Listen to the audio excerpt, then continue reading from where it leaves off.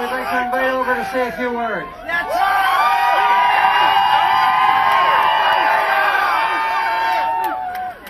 Welcome to the Capitol, and I'm just so happy to see a lot of you here to give us hell, because you should give us hell.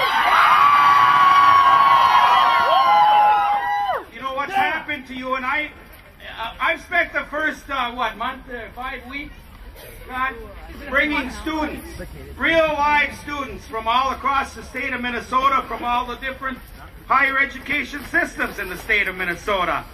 And they all tell the same story. And that story is sad because we're giving you more and more debt. We're making you buy a house without having a house. You got a mortgage when you graduate. It's not right. Woo! Yeah! And a lot of us ran on the promise that we were going to try to do something for you. Now, both MSCSA and the university have promised 4.5% increases over the biennium. I think we gotta do better than that. You know, if I had my way, I'd not only give you a freeze, I'd give you a cut, because if anybody deserves a tax holiday, it's the higher education students in this state. Sit here today and promise you that's going to happen, because there are a lot of other forces. You know, there's a lot of greed in this country and a lot of greed in this world. And so you have to understand one thing. I'm an old-time Iron Range Democrat, and let me tell you what I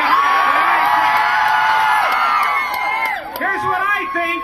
I think taxes should be based on the ability to pay, and I think the more money you make, the more taxes you should pay. If I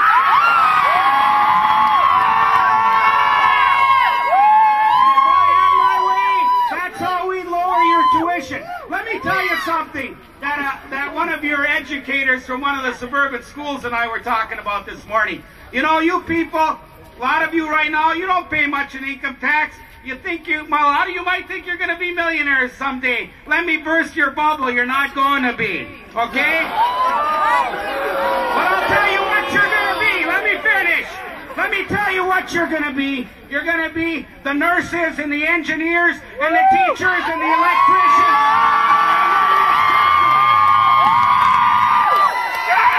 And all of us are proud of you because of that.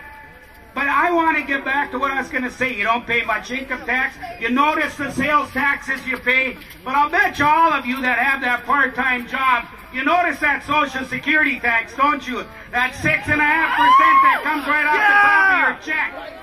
Well, if I had my way, I'd figure out a way to equalize the fact that the multimillionaires, the Bill Gates of this world, pay 0.0000001% of their income to fight the war, to pay for their neighbors' children that need some help with Social Security, disability. You know, we got to make taxes more fair so that you people and others that need a uplift in life here, we can help you out. That's all I can promise you today. I'm going to try to figure out a way to raise the money to buy down your tuition so you don't have to end up at $30,000 to $40,000 in debt.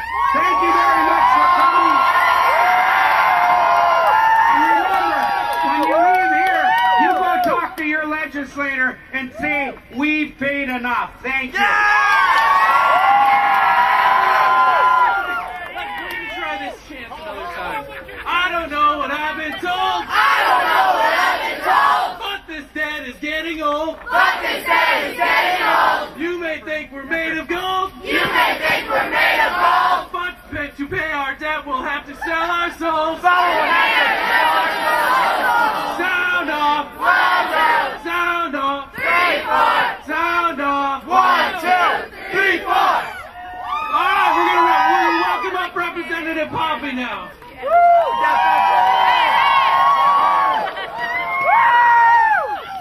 Thank you. I'm Jean Poppy, state representative from southern Minnesota. I serve as the vice chair with Representative Rickovina on the Higher Ed Committee. And when not in session in the Minnesota House, I work as a college counselor at Riverland Community College.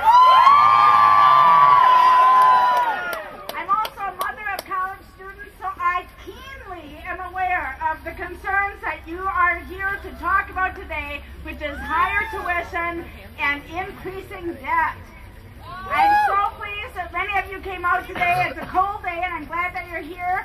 Your voices are loud, your stories compelling, and your future should not be disregarded. Many of us listening here today are the products of affordable higher education. I did not leave college with the significant debt that many of you will face, and I don't think it's fair for our state to abandon you as you begin your career journey. The value we place on educating our Minnesota residents for future jobs and careers has been dramatically diminished. We have replaced this cherished value with incomprehensible debt, the least of which limits the opportunities and challenges students to be more greatly concerned about funding their education path. And the most severe part of this, it destroys the hope for the future. If we continue to leave this generation out in the cold with tuition that is unaffordable and higher education choices that are unattainable, we as a collective society will have far greater problems. Your energy and spirit needs to be heard.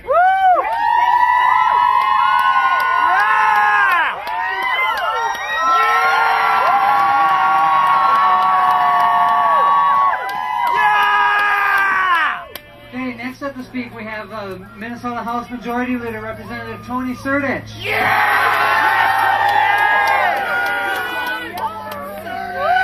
Hey, thank you.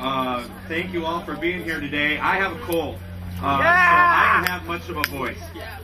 So I'm going to be brief, which I think will be good for all of us to get inside at some point. But you all have a voice today, and I encourage you to use it. Talk to every single legislator you can. Tell them how important it is to keep your tuition low. I don't have much of a voice, but I want to leave you with one sentence. The era of double-digit tuition increases is officially over.